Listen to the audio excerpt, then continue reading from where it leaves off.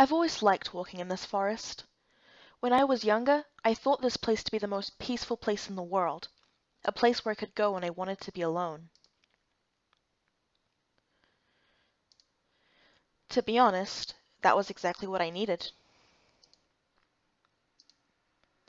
My studies were almost complete, and I would soon have to join the working world.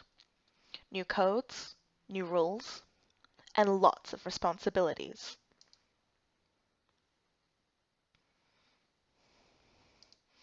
As usual, I was observing the nature around me to forget about what I would have to deal with soon enough. At that moment, I noticed a bunch of mushrooms. They were of a variety I'd never seen. Curious, I went towards them to get a closer look. They had grown in the shape of a perfect circle, and the grass in the center of the circle looked fresher than the grass I had walked on up until now. As soon as I placed my foot in the circle, lightning bugs appeared and started flying around me.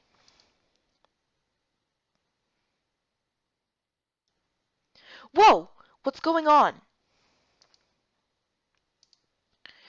I blinked my eyes several times in order to adapt to the blinding light. I could just barely make out a few forms and colors that were around me.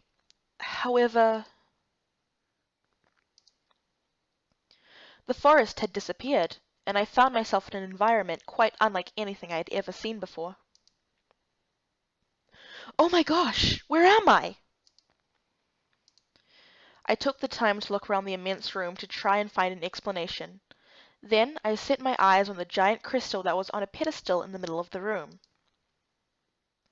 It's beautiful. As if hypnotized by its glow, I walked towards the crystal to touch it.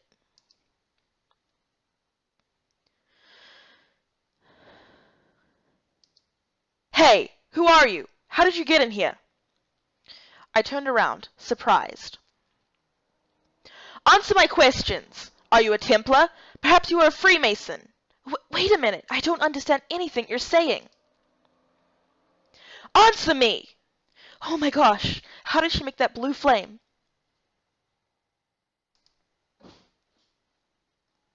I was in the forest. I was walking and there was a light. Suddenly, there was a loud noise. Bam! What's going on now? How should I know? I just got here. Jamon, you know the procedure. Do what needs to be done. We'll take care of this later. I'm going to see what's going on. The procedure? What procedure? The sort of fox girl walked away in a hurry without another word. A wall then appeared right in front of me, blocking my view.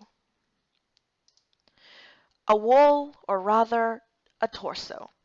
I looked up to see the rest of the giant. He was at least 2 heads taller than me.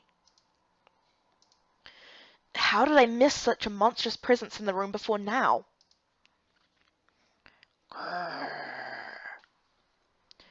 He must be the Jamon that girl was just talking to.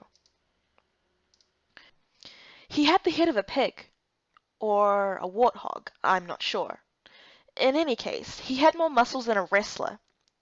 Without warning, he grabbed my wrist to take me out of the room. Hey, gentle, you're hurting me! Grumps. Let go of me!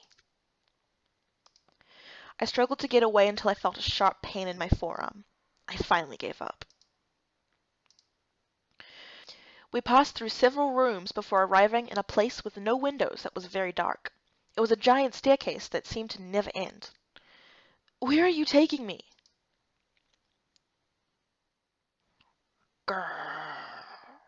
Answer me! My question remained unanswered. We continued down the flight of stairs. My legs were like jelly. I raised my head to look around. Then the beast threw me in a cell. Not move. Huh? Wait, you aren't going to leave me here, are you? Miko say, not move.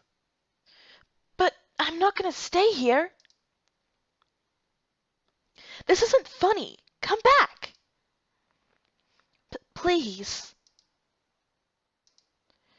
The little optimism I had left quickly disappeared. Even if I didn't know where I was, I knew I wasn't at home. I was a prisoner, locked in a very dark and gloomy place. Just when I started to think that things couldn't get worse, a shadow appeared in the water in front of me.